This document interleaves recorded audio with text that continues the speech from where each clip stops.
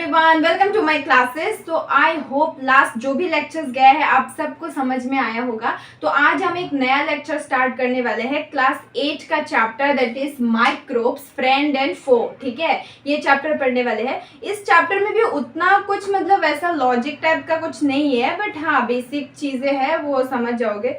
ठीक है, और लास्ट कितने स्टूडेंट्स ने देखा होगा मुझे पता नहीं, ऑब्वियसली ये नया चैनल है तो इतना वो नहीं हो रहा है, बट अगर कोई स्टूडेंट्स देख रहे हो और मेरे लेक्चर से कुछ भी फायदा हो रहा है या समझ में आ रहा है, सो प्लीज़ कमेंट में बताओ यार, प्लीज़ बताओ। एंड हाँ चलो स्टार्ट करते हैं फिर, है ना। लेक्चर इतना लंबा करके मतलब फ़ायदा नहीं है, ऑफलाइन तो नहीं है, ऑनलाइन में होते तो बातें सातें करते हैं ना। बट हाँ एक बात है कि हमेशा ये जो लेक्चर है अटेंड करके एनसीईआरटी ज़रूर पढ़ना, ठीक है। और नोट्स में उतना फोकस मत करो, ठीक है। नोट्स उतना इंपॉर्टेंट नहीं है जितना कॉन्सेप्ट। मेन बात ये है कि तुम्हें कॉन्सेप्ट समझना है कि क्या बोला जा रहा है, ठीक है। तो लेक्चर अटेंड करने के बाद तुम्हें क्या करना है, एनसीईआरटी अच्छे से पढ़ना है, तो एकदम बहुत अच्छे से समझ में आ जाएगा, ठीक है। ओके, तो चलो स्टार्ट करते हैं। Micro organisms friend and foe, ठीक है। माइक्रो ऑर्गेनिज्म का मतलब क्या है, सबसे पहले तो ये समझो, ठीक है। माइक्रो का मतलब क्या है, यहाँ पे दो वर्ड है माइक्रो ऑर्गेनिज्म में, एक है ऑर्गेनिजम्स, एक है माइक्रो। ऑर्गेनिज्म सबको पता है जो लिविंग चीज होता है, ठीक है। सेल से टिश्यू बनता है, टिश्यू से ऑर्गन, ऑर्गन से ऑर्गन सिस्टम, फिर वो सब जिसमें होता है वो होता है ऑर्गेनिज्म। ये ऑर्गेनिज्म यूनिसेलुलर भी हो सकता है, मल्टी सेलुलर भी हो सकता है, ठीक है। अब बस इतना समझो, अभी इतना समझो कि ऑर्गेनाइजम मतलब क्या होता है, लिविंग चीजें, और माइक्रो मतलब बहुत ही छोटा, ठीक है।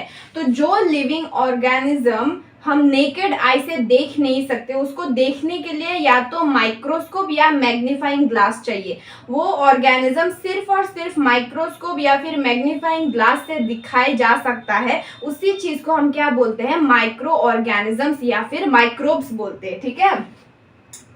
ये माइक्रोब्स जो है वो यूनिसेलुलर भी हो सकता है, मल्टी सेलुलर भी हो सकता है, ठीक है। ये जो माइक्रोब्स है इसको 4 कैटेगरी में बांटा गया है, ठीक है। First category is bacteria, second is fungi, third one is protozoa and fourth one is alga, ठीक है। ये 4 कैटेगरी है, इसका अलग अलग एग्जाम्पल हो सकता है। लाइक बैक्टीरिया एक कैटेगरी है, बैक्टीरिया में अलग अलग तरह के बैक्टीरिया हो सकते हैं। फंजाई में अलग अलग तरह के फंजाई प्रेजेंट हो सकते हैं। प्रोटोजोआ अलग अलग तरह के हो सकते हैं, अलग अलग तरह के एल्गे प्रेजेंट हो सकते हैं, ठीक है। यहाँ पे एनसीईआरटी में कुछ एग्जाम्पल्स दिया गया है, ये लोग ये सब तुम देख लो। बहुत ज़्यादा गर्मी है आज। ये देखो, आई होप दिख रहा होगा, ये बैक्टीरिया है, ठीक है। यहाँ पे एल्गा का 2 एग्जाम्पल दिया है, एक है क्लामाइडोमोनस, एक है स्पाइरोगाइरा। यहाँ पे प्रोटोजोआ का 2 एग्जाम्पल दिया है, एक है अमीबा, एक है पैरामीशियम, ठीक है। फंजाई का 3 एग्जाम्पल दिया हुआ है, bread mould, Penicillium and Aspergillus, ठीक है। सो ये कुछ एग्जांपल्स दिया हुआ है, ये सब देख लेना। मैं बार बार बोल रही हूँ, लेक्चर देखने के बाद एनसीईआरटी अच्छे से पढ़ना, सब कुछ क्लियर हो जाएगा, ठीक है। तो माइक्रोब्स क्या है हमें पता चल गया, माइक्रोब्स के 4 कैटेगरी है, ठीक है। तो अभी हम डिस्कस कर रहे हैं ये माइक्रोब्स कहाँ पाया जाता है, माइक्रोब्स कहाँ पे रहते हैं। ये जो माइक्रोब्स है ये हर जगह पे अवेलेबल होता है, लाइक एयर में, वाटर में, सॉइल में, कोई harsh habitats like desert area में, मार्शी लैंड, बहुत ही कोल्ड एनवायरनमेंट में, बहुत ही हॉट एनवायरनमेंट में, हर तरह के एनवायरनमेंट में माइक्रोब्स प्रेजेंट होता है, ठीक है। कोल्ड एनवायरनमेंट और हॉट एनवायरनमेंट जो है वहाँ आगे जाके हम पढ़ेंगे कि यहाँ पे माइक्रोब्स ग्रो नहीं करते, लेकिन बहुत ही कम ऐसे माइक्रोब्स होते हैं जो ऐसे सिचुएशन में भी रह सकता है, ठीक है। उनमें ऐसी कैपेबिलिटी होती है, लेकिन जो नॉर्मल एयर में, वाटर में रहते हैं वो लोग उतना मतलब हार्श हैबिटेट्स में नहीं रह पाते। लेकिन ओवरऑल अगर हम बोले तो माइक्रोब हर जगह रहता है, air, water, soil, harsh habitats, plants and animals के बॉडी में भी रह सकता है, ठीक है। हमको पता चल गया कि माइक्रोब्स का 4 कैटेगरी होता है, ठीक है। First is bacteria, second is fungi, third one is protozoa and fourth one is alga, ठीक है। अब देखो एक चीज है वायरस, ठीक है। वायरस भी माइक्रोब्स के अंदर आता है, कैसे आता है, जो वायरस है वो भी हम नेकेड आई से नहीं देख सकते, उसको भी देखने के लिए माइक्रोस्कोप चाहिए होता है, इसलिए वो माइक्रोब्स के अंडर में आता है। लेकिन बाकी माइक्रो ऑर्गेनिज्म से वायरस अलग होता है, क्योंकि बाकी जो माइक्रोब्स है वो लिविंग होता है, लेकिन वायरस जो है वो नॉन लिविंग होता है, ठीक है। वो सेल से नहीं बना होता, होता है वो हम लेटर और एडवांस में पढ़ेंगे। और वायरस जो है वो ऐसे हवा में पानी में नहीं रह सकता, उसको रहने के लिए कोई होस्ट चाहिए, मतलब या तो प्लांट या एनिमल्स के बॉडी में रहता है और वहीं पे रिप्रोडक्शन करता है वो, ठीक है। तो वायरस जो है उसका साइज छोटा है इसीलिए माइक्रोब्स के अंडर में आता है, लेकिन वो रियल माइक्रो ऑर्गेनिज्म हम उसको नहीं बोल सकते क्योंकि वो जो है वो लिविंग मतलब लिविंग नहीं है और वो दूसरे उसको जिंदा रहने के लिए उसको होस्ट चाहिए, ठीक है। देखो यार बहुत ही ज़्यादा गर्मी लग रहा है ना, आज तो बहुत ज़्यादा गर्मी है। ओके, तो हम नेक्स्ट डिस्कस करते हैं अभी। इस चैप्टर का नाम क्या है? Micro organisms friend and foe. Friend and foe, ये दो वर्ड क्यों बोला गया है? फ्रेंड एंड फो क्यों बोला गया है? जो माइक्रोब्स होते हैं वो, हम माइक्रो ऑर्गेनिज्म बोलने से ऐसा लगता है कि वो बहुत ही डेंजरस है ना, लेकिन सब कुछ डेंजरस नहीं होता है, ठीक है। कुछ माइक्रोब्स होता है जो हमारे लिए बेनिफिशियल होता है और उसको हम यूज भी करते हैं, इसीलिए वो फ्रेंड ये वर्ड आया। और कुछ होता है जो हार्मफुल होता है, इसलिए फो वर्ड आया, ठीक है। तो जो माइक्रोब्स होता है उसका एडवांटेज भी होता है, डिसएडवांटेज भी होता है, उसका फ्रेंडली नेचर भी होता है एंड हार्मफुल इफेक्ट्स भी होता है। तो एक एक करके हम डिस्कस करते हैं, ठीक है। तो सबसे पहले हम डिस्कस करते हैं इसका फ्रेंडली नेचर, जो माइक्रोब्स होता है वो कैसे बेनिफिशियल होता है हमारे लिए, ठीक है। बहुत कामों में यूज होता है माइक्रोब। सबसे पहला काम, making of curd, bread and cake, ठीक है। जो कर्ड होता है, ठीक है, कर्ड बनाने के लिए, कर्ड कैसे बनता है? जो मिल्क होता है, मिल्क में एक bacteria that is lactobacillus bacteria, ठीक है, लैक्टोबैसिलस जो बैक्टीरिया है वो मिल्क में रिएक्ट करके मिल्क को कर्ड में कन्वर्ट कर देते हैं, ठीक है। तो जो लैक्टोबैसिलस है वो क्या है? माइक्रोब है। जो ब्रेड होता है, केक होता है, ये सब कैसे बनता है? ये सब, इन सब में एक फंजाई यूज होता है जिसको हम बोलते हैं ईस्ट, ठीक है।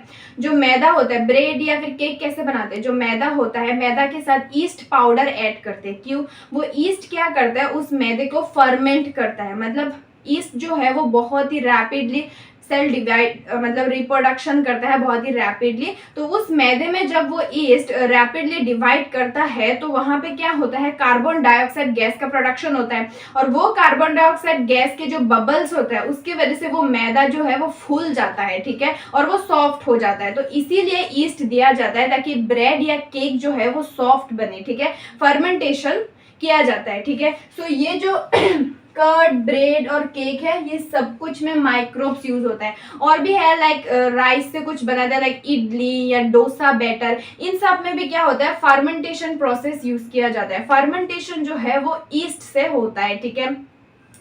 समझ में आ गया? तो कर्ड बनाने के लिए, ब्रेड बनाने के लिए या फिर केक, पेस्ट्री, ये सब बनाने के लिए जो है माइक्रोब्स दैट इज कुछ बैक्टीरिया और कुछ ईस्ट मतलब फंजाई यूज किया जाता है, ठीक है। अब इसका दूसरा यूज जो है वो हम पढ़ते हैं, ठीक है। इसका जो दूसरा यूज है that is commercial use of microbes, ठीक है। कमर्शियल यूज ऑफ माइक्रोब्स, इसमें क्या होता है? कमर्शियल यूज ऑफ माइक्रोब्स क्या होता है? इसमें होता क्या है कि एल्कोहल बनाते हैं, ठीक है। एल्कोहल, वाइन या विनेगर, विनेगर का केमिकल फॉर्मूला है एसिटिक एसिड जो होता है, ठीक है। तो ये सब बनाने के लिए भी क्या होता है? माइक्रोब यूज किया जाता है। जो ईस्ट है वही यूज किया जाता है, ठीक है। जो पानी लेते हैं, पानी में शुगर देते हैं, शुगर में फिर क्या ऐड करते हैं? ईस्ट पाउडर ऐड करते हैं, और वो ईस्ट क्या करते हैं? उस मिक्सचर को फर्मेंट कर देते हैं, मतलब शुगर जो है उसको ब्रेक डाउन करके फिर एल्कोहल में कन्वर्ट कर देते हैं, ठीक है। जो ग्रेप्स होता है, ग्रेप से वाइन बनता है, तो ग्रेप्स में भी ईस्ट देते हैं, फिर वो ग्रेप्स जो है वो वाइन में कन्वर्ट हो जाता है, इसी को हम फर्मेंटेशन बोलते हैं, ठीक है। तो कमर्शियली कैसे यूज किया जाता है? विनेगर बनाते हैं, वाइन बनाते हैं, एल्कोहल बनाते हैं, इन सब में क्या होता है? ईस्ट का यूज होता है, और ईस्ट एक माइक्रोब है, ठीक है। और थर्ड जो यूज है ये है microbes are used as medicines, ठीक है।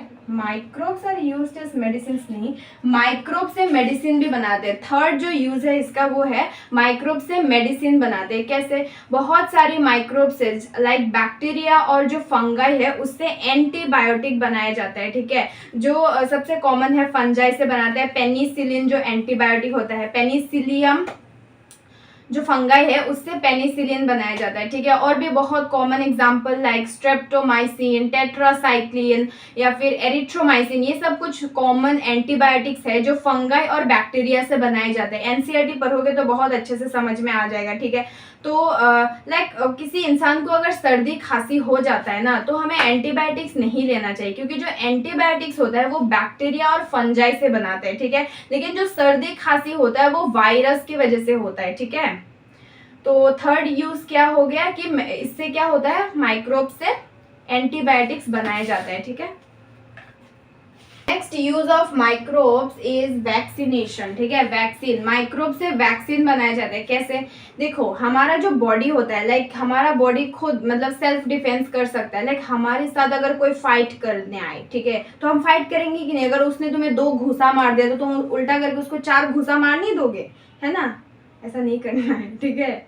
वैसे क्या होता है, हमारी बॉडी में अगर कोई माइक्रो ऑर्गेनिज्म घुस जाता है तो हमारी बॉडी में कुछ सेल्स प्रेजेंट होता है, that is WBC, white blood cell, जो फेगोसाइटोसिस की तरह काम करता है, ठीक है। वो क्या करता है, हमारी बॉडी में एंटीबॉडी प्रोड्यूस करते हैं। कोई भी बैक्टीरिया, वायरस या कोई भी माइक्रोब अगर हमारी बॉडी में घुस जाता है उसके अगेंस्ट में हमारी बॉडी एंटीबॉडी प्रोड्यूस कर देता है, ठीक है, और उस माइक्रोब को मार देता है या फिर उसका जो डिविजन है, उसका ग्रोथ है, उसको स्टॉप कर देता है, ठीक है।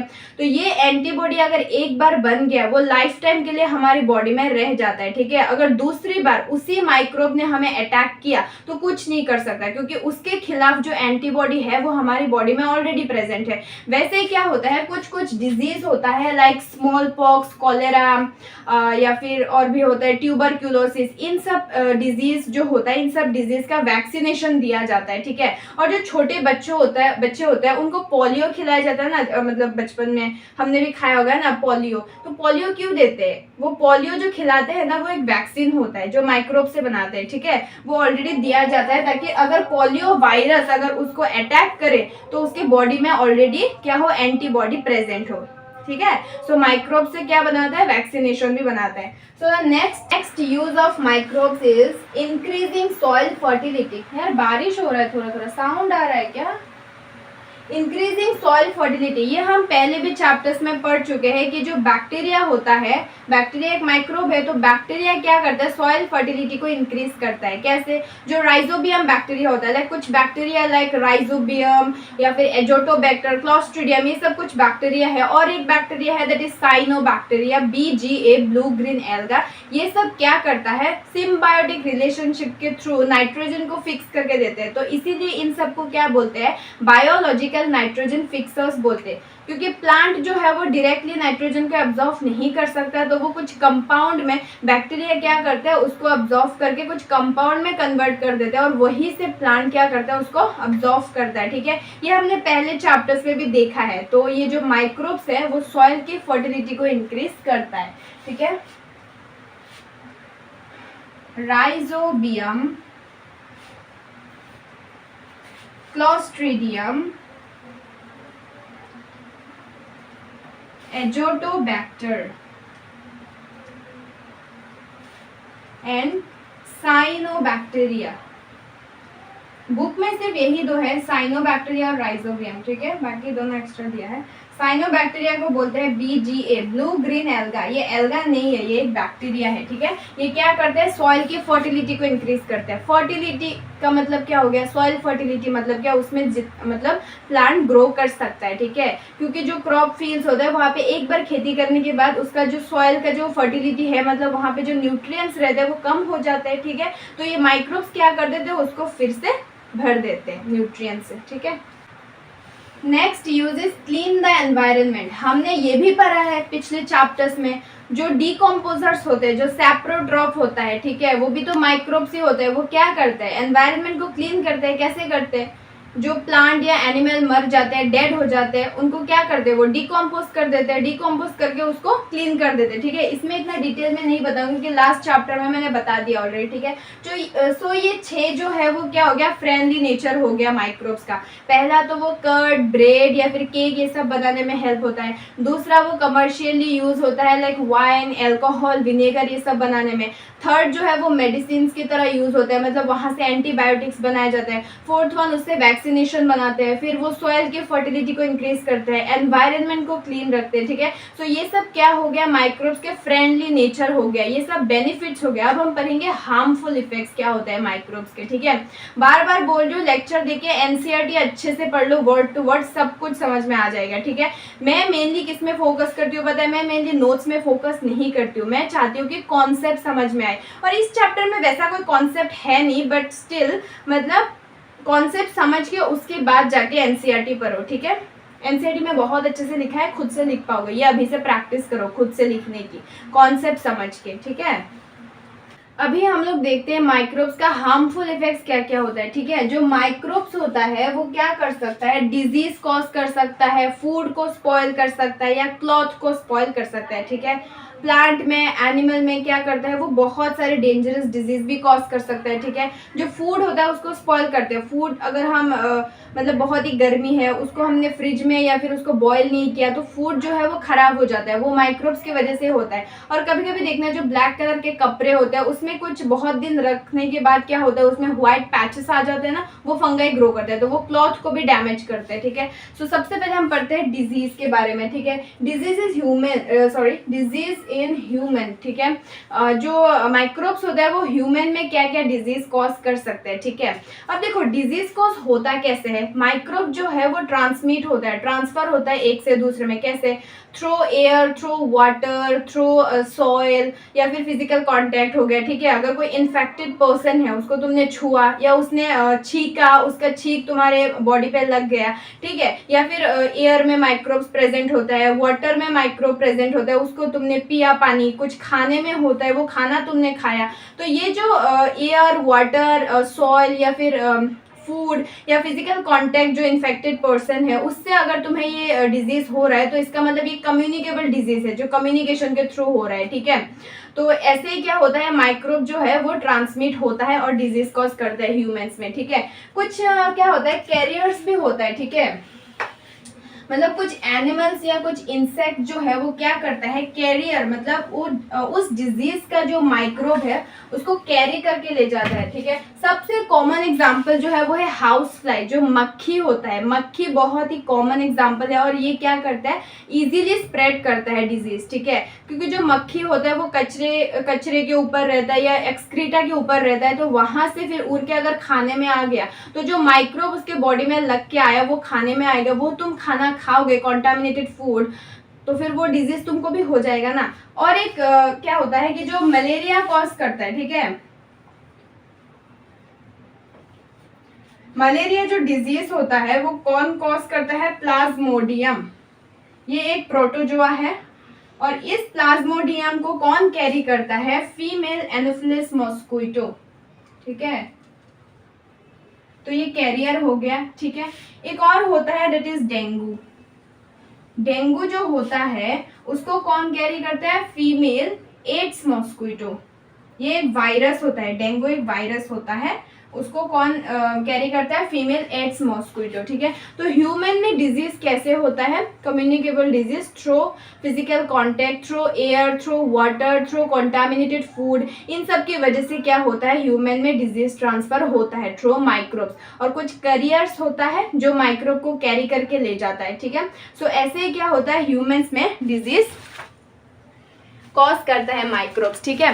देखो यहाँ पे एनसीईआरटी में एक चार्ट दिया हुआ है, जो बहुत ही कॉमन जो डिजीज होता है ह्यूमन में माइक्रोब्स के through, human disease, micro organism कौन सा होता है, मोड ऑफ ट्रांसमिशन भी दिया हुआ है, इस प्रिवेंटिव मेजर्स, इसके लिए हम क्या क्या कर सकते हैं ये भी दिया हुआ है, ये एनसीईआरटी का चार्ट पढ़ लेना, ठीक है। तो नेक्स्ट हम डिस्कस करते हैं, ये तो हमने देख लिया कि ये क्यों रफ कर दिया, ये हमने देख लिया कि ह्यूमन में कैसे इफेक्ट करते हैं, ठीक है। अब हम देखते हैं एनिमल्स में, ठीक है। Disease in animals, disease in animals, इसमें क्या होता है, एक डिजीज होता है दैट इज एंथ्रैक्स, ठीक है। एंथ्रैक्स नाम का एक डिजीज होता है, कैटल में या ह्यूमंस में भी होता है। इसमें क्या होता है,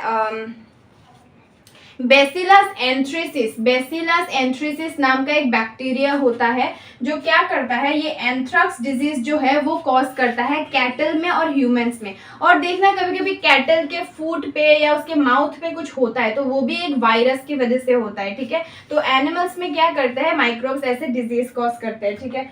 नेक्स्ट इज प्लांट, ठीक है, डिजीजेस इन प्लांट्स। जो माइक्रोब्स होता है वो प्लांट्स में भी डिजीज कॉज करते हैं। कैसे, देखो यहाँ पे भी एक चार्ट दिया हुआ है, इतना डिटेल्स में नहीं दिया हुआ है, बस एक चार्ट दिया हुआ है कि क्या क्या डिजीज कॉज करते हैं, कौन कौन सा माइक्रो ऑर्गेनिजम्स होता है और मोड ऑफ ट्रांसमिशन क्या होता है, ठीक है। तो ये पढ़ लेना, ठीक है, ओके। तो हमने देख लिया कि जो माइक्रोब्स होता है वो ह्यूमंस में, प्लांट्स में और एनिमल्स में कैसे डिजीज कॉज करते हैं, ठीक है। तो अब हम देखते हैं वो फूड को कैसे स्पॉइल करते हैं, फूड पॉइजनिंग, ठीक है, फूड पॉइजनिंग। फूड पॉइजनिंग देखो दो तरह से होता है। एक तो अगर तुमने ओवर ईटिंग कर लिया, बहुत ज्यादा खाना खा लिया और तुम्हारे जो स्टमक है उसमें डाइजेस्टिव जूस जो है वो कम मतलब सेक्रीट हो रहा है तुम्हारे खाने से, मतलब जितना खाया है उससे कम सेक्रेट हो रहा है, उसको डाइजेस्ट नहीं कर पा रहा है, तो फिर तुम्हें वॉमिटिंग हो जाएगी, ठीक है। एक तो ऐसे हो सकता है फूड पॉइजनिंग। दूसरा कि तुमने कोई कॉन्टामिनेटेड फूड खा लिया, मतलब कॉन्टामिनेटेड फूड का मतलब है जिसमें ऑलरेडी माइक्रोब्स प्रेजेंट है, ठीक है, जो फूड स्पॉइल हो चुका है वो खाना तुमने खा लिया, तो फिर उसकी वजह से भी तुम्हें वॉमिटिंग हो सकता है, तुम्हें फूड पॉइजनिंग हो सकता है, ठीक है। तो हमें क्या करना चाहिए, फूड को हमेशा प्रिजर्व करके रखना चाहिए, हमेशा ढक के रखना चाहिए, है कि नहीं। Okay, so next topic is food preservation, ठीक है। हमको पता है जो माइक्रोब्स होता है वो फूड को स्पॉइल कर सकते हैं ऑब्वियसली, तो हमें फूड को प्रिजर्व करके रखना चाहिए, हमें खराब होने नहीं देना है ना। तो कुछ मेथड्स है जिससे हम फूड को प्रिजर्व कर सकते हैं, ठीक है। सबसे पहला तो है केमिकल मेथड। यहाँ पे कुछ केमिकल्स का यूज किया जाता है खाने में जिसकी वजह से माइक्रोब्स वहाँ पे ग्रो नहीं कर पाते हैं, ठीक है। फॉर एग्जाम्पल यहाँ पे बुक में 2 एग्जाम्पल दिया गया है, सोडियम बेंजोएट, ठीक है, एनसीईआरटी पढ़ लेना, sodium benzoate and sodium metabisulphide, ठीक है। ये कुछ कॉमन प्रिजर्वेटिव्स है, मतलब केमिकल्स के अंदर कुछ कॉमन प्रिजर्वेटिव्स है जो यूज किया जाता है, ठीक है। सो खाना इन द सेंस क्या, जो पैकेट फूड होता है उसकी बात बोल रहे हैं ना, क्योंकि घर में जो होता है उसमें तो ऑब्वियसली प्रिजर्वेटिव्स नहीं चाहिए ना, वो तो या तो हीट करेंगे या फिर फ्रिज में रख देंगे, ऐसे करेंगे ना। तो जो खाना अगर कहीं से तुम बहुत दूर ले जा रहे हो ट्रैवल करके, या फिर जो पैकेट फूड्स होता है उसमें होता है ये केमिकल्स, ठीक है। तो केमिकल देख के, केमिकल क्या करता है, माइक्रोब्स को ग्रो करने नहीं देता है, और अगर माइक्रोब ग्रो नहीं करके तो ऑब्वियसली खाना स्पॉइल नहीं होगा। दूसरा मेथड है प्रिजर्वेशन बाय कॉमन सॉल्ट। जो मीट या फिश होता है उसके ऊपर अगर हम सॉल्ट लगा दें तो सॉल्ट का जो लेयर होता है उसकी वजह से माइक्रोब ग्रो नहीं कर पाता है और वो फिश या मीट जो है वो खराब नहीं होता है, ठीक है। Next is by sugar, preservation bye sugar. जो जैम होता है, जेली होता है, उसमें शुगर का कंटेंट ज्यादा होता है। क्यों, वो मीठा होता है ना, खाया ना, तुम लोगों ने जेली नहीं खाया क्या, हाँ ठीक है। उसमें क्या होता है, जो शुगर होता है वो वाटर को अब्जॉर्व कर लेता है, मतलब जो मॉइस्ट है मॉइस्ट को अब्जॉर्व कर लेता है, तो मॉइस्ट एरिया में माइक्रोब ज्यादा रहता है, तो मॉइस्ट अगर है नहीं तो माइक्रोब ग्रो नहीं कर सकता और फूड जो है वो प्रिजर्व रहता है, ठीक है। लेकिन अगर तुमने उसको खोल के रख दिया ऑब्वियसली तो खराब हो जाएगा, क्योंकि हवा में तो बहुत सारे माइक्रोब्स है तो वो ग्रो कर जाएंगे। Next method is by oil and vinegar, ठीक है। जो अचार होता है, अचार खराब होता है क्या, नहीं होता ना। देखो कोई आम है, ठीक है, उस आम को अगर तुमने काट के रख दिया तो कुछ दिन के बाद वो खराब हो जाएगा, ठीक है, उसमें माइक्रोब ग्रो कर जाएंगे। लेकिन वही जो आम का अचार है वो खराब नहीं होगा, क्योंकि उसमें बहुत ज्यादा ऑयल होता है और कुछ अचार में विनेगर भी देते हैं ना, तो उसकी वजह से क्या होता है, ऑयल जो है वो प्रिजर्वेटिव की तरह काम करता है और जो माइक्रोब है उसको ग्रो करने नहीं देता है, ठीक है।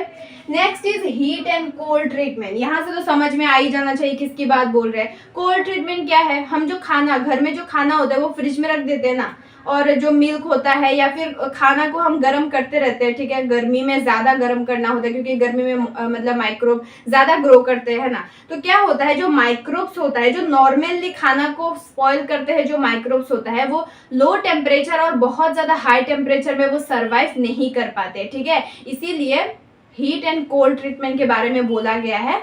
ताकि माइक्रोब ग्रो नहीं कर पाता है, ठीक है। एक चीज़ है लाइक जो मिल्क होता है, देखो मिल्क को हम बॉयल करने के बाद ही खा सकते हैं, क्योंकि बॉयल करने के बाद ही उसमें जो माइक्रोब्स होता है वो मर जाते हैं, ठीक है। लेकिन जो पैकेट मिल्क होता है उसमें क्या होता है, उसमें माइक्रोब नहीं होता क्या, उसमें उसको क्या किया जाता है, पेस्टोराइज किया जाता है। पेस्टोराइज क्या होता है, देखो जो पैकेट मिल्क होता है उसको 15 to 30 सेकेंड के लिए 70 डिग्री सेल्सियस में बॉईल किया जाता है, ठीक है। बॉईल करके फिर उसको पैकेट में भर दिया जाता है तुरंत, बहुत ही टाइटली, ताकि उसमें कोई माइक्रोब ग्रो ना कर पाए। इसी प्रोसेस को हम क्या बोलते हैं, पेस्टोराइजेशन बोलते हैं, ठीक है। नेक्स्ट जो है method that is storage and packing. जो चिप्स का पैकेट होता है वो क्या होता है, वो पैक किया हुआ था बहुत ही टाइटली। वो चिप्स का पैकेट अगर तुम खोल के रख दोगे तो चिप्स जो है वो क्या हो जाएगा, सॉफ्ट हो जाएगा, क्योंकि उसमें माइक्रोब ग्रो कर जाएंगे और उसको खराब कर देगा। लेकिन जब वो पैकेट के अंदर रहता है तो एयर उसके अंदर नहीं जा सकता, और एयर नहीं जा सकता तो एयर में जो माइक्रोब्स रहते हैं वो नहीं जाएगा और वो स्पॉइल नहीं करेगा, ठीक है। तो ये सारे कुछ मेथड्स है जिससे हम फूड को प्रिजर्व कर सकते हैं, ठीक है। Last topic is nitrogen fixation and nitrogen cycle. Okay, by the way, sorry for the background noise. ठीक है, ये सब होता रहता है। Anyway, ठीक है। Nitrogen fixation and nitrogen cycle पढ़ते हैं, ठीक है। हमने पहले भी पढ़ा है नाइट्रोजन फिक्सेशन क्या होता है। जो प्लांट्स और एनिमल्स होता है, एनिमल्स भी, ठीक है, प्लांट्स और एनिमल्स दोनों ही जो एटमॉस्फेयर में नाइट्रोजन होता है उसको डायरेक्टली एब्जॉर्ब नहीं कर सकता, ठीक है। और प्लांट्स के लिए नाइट्रोजन एक बहुत ही इंपॉर्टेंट कंपोनेंट है प्लांट के ग्रोथ के लिए, ठीक है। तो वो कैसे होता है हमने पहले भी पढ़ा है। जो सिम्बायोटिक रिलेशनशिप होता है लाइक राइजोबियम, बीजीए, ये सब जो बैक्टीरिया होता है, वो जो लेग्यूमिनस प्लांट्स होता है लाइक ग्राम या पल्स या फिर पीस, बीन्स, इन सब के रूट के नोड्यूल में रहता है। रूट नोड्यूल क्या होता है, रूट में कुछ बॉल जैसा स्ट्रक्चर होता है, ठीक है, उसको हम बोलते हैं रूट नोड्यूल। तो वहां पे रह के वो नाइट्रोजन को फिक्स करते हैं। फिक्स करते हैं मतलब क्या, जो एटमॉस्फेरिक नाइट्रोजन है उसको एब्जॉर्ब करके कुछ कंपाउंड में कन्वर्ट कर देते हैं लाइक NO2, NH3, ठीक है, NO2, NH3, ये सब कंपाउंड में कन्वर्ट कर देते हैं रूट में, ठीक है। फिर मतलब सॉइल में फिर वो रूट क्या करता है, ये इन सब कंपाउंड से नाइट्रोजन को अब्जॉर्ब करता है, ठीक है। और एनिमल्स में कैसे जाता है, ठीक है, प्लांट जब इन सब कंपाउंड से नाइट्रोजन को ऑब्जर्व करता है तो वो नाइट्रोजन क्या करता है, प्लांट के बॉडी में प्रोटीन सिंथेसिस करता है, और वही प्लांट अगर हम खाते हैं तो वो प्रोटीन हमारे बॉडी में आ जाता है। तो उस प्रोटीन में क्या होता है, नाइट्रोजन होता है। ऐसे एनिमल्स के बॉडी में नाइट्रोजन मिल जाता है, ठीक है। सो नाइट्रोजन फिक्सेशन समझ में आ गया कैसे होता है। और एक प्रोसेस होता है लाइटनिंग, जो बिजली कड़कती है ना, लाइटनिंग की वजह से भी क्या होता है, जो एटमॉस्फेरिक नाइट्रोजन होता है वो कंपाउंड में कन्वर्ट हो जाता है, ठीक है। सो दो मेथड होता है नाइट्रोजन फिक्स का, लाइक कुछ बैक्टीरिया जो होता है और जो लाइटनिंग होता है वो दोनों क्या करते हैं, नाइट्रोजन को फिक्स करके कंपाउंड में कन्वर्ट कर देते हैं, ठीक है। और उसी कंपाउंड से जो नाइट्रोजन होता है वो प्लांट के रूट उसको अब्जॉर्ब करते हैं, ठीक है।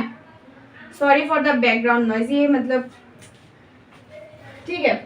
अब देखो नाइट्रोजन साइकिल क्या होता है, ठीक है। नाइट्रोजन साइकिल मतलब क्या, हम सबको पता है कि एटमॉस्फेयर में 78% नाइट्रोजन होता है। वो नाइट्रोजन जो प्लांट अब्जॉर्ब कर रहा है, तो ऐसे ऐसे अगर अब्जॉर्ब कर रहा है तो नाइट्रोजन तो कम हो जाना चाहिए, लेकिन कम तो नहीं हुआ। क्यों नहीं हुआ, इसी को बोलते हैं नाइट्रोजन साइकिल। क्या होता है, वो कांस्टेंट कैसे रहता है, ठीक है। लाइक क्या होता है, हम ऑक्सीजन लेते हैं, कार्बन डाइऑक्साइड छोड़ते हैं, प्लांट वो कार्बन डाइऑक्साइड लेते हैं, ऑक्सीजन छोड़ते हैं। तो ऐसे क्या होता है, बैलेंस रहता है दोनों। लेकिन नाइट्रोजन कैसे बैलेंस रहता है, लेट मी टेल यू। क्या होता है, जो बैक्टीरिया होता है या फिर लाइटनिंग की वजह से जो नाइट्रोजन फिक्स होता है, वो नाइट्रोजन जो होता है वो प्लांट अब्जॉर्ब करता है, फिर प्लांट से एनिमल्स के बॉडी में भी जाता है, मैंने अभी बोला, ठीक है। समझ में आया ना। लाइटनिंग की वजह से या जो बैक्टीरिया होता है वो सारे बैक्टीरिया क्या करते हैं, नाइट्रोजन को या तो NO2 या NH3 मतलब नाइट्रोजन के कुछ कंपाउंड में कन्वर्ट करते हैं, ठीक है। और उस कंपाउंड से जो प्लांट होता है वो नाइट्रोजन को अब्जॉर्ब करते हैं, और वो जो नाइट्रोजन अब्जॉर्ब किया उसने प्लांट के बॉडी ने, वो नाइट्रोजन क्या करेगा, प्रोटीन सिंथेसिस करेगा, ठीक है। तो हमने कोई ग्राम का प्लांट या कोई पल्स मतलब हम जो दाल खाते हैं ना, वो दाल में क्या होता है, प्रोटीन होता है, ठीक है। वही नाइट्रोजन जो क्या करता है, प्लांट के बॉडी में प्रोटीन सिंथेसिस करता है, वो प्लांट हम खाने के बाद वो प्रोटीन हमारे बॉडी में आ जाता है, ठीक है। तो हमारे बॉडी में वो कंपाउंड आ जाता है, मतलब नाइट्रोजन आ जाता है, ठीक है। तो प्लांट और एनिमल के डेथ के बाद जो डिकम्पोजर्स होते हैं वो क्या करते हैं, वो जो उसके बॉडी में जितना भी न्यूट्रिएंट्स है उसको फिर से सॉइल में दे देते हैं, ठीक है। लेकिन कुछ बैक्टीरिया ऐसे होता है डिकम्पोज करने के टाइम क्या करते हैं, नाइट्रोजन को कंपाउंड से फिर से गैस में कन्वर्ट कर देते हैं। तो ऐसे ही क्या रहता है, वो 78% जो वैल्यू है वो कांस्टेंट रहता है, ठीक है। तो ये चैप्टर इतना तक ही था। आई होप समझ में आ गया है। इस चैप्टर में उतना कुछ समझने लायक चीजें है नहीं, लेकिन लेक्चर देख के फिर तुम लोग एनसीईआरटी बहुत अच्छे से पढ़ लेना, बहुत अच्छे से समझ में आ जाएगा। थोड़ा याद करने वाला चीज है, लाइक माइक्रोब्स के नाम, कुछ डिजीज के नाम दिया हुआ है वो सब याद कर लेना, ठीक है। इतना कॉन्सेप्ट नहीं है सॉरी, लेकिन फिर भी क्या कर लेना, एनसीईआरटी बहुत अच्छे से पढ़ लेना, ठीक है। सो आज के लिए इतना ही था। नेक्स्ट जो है वो नेक्स्ट चैप्टर स्टार्ट करेंगे, ठीक है। सो बाय बाय।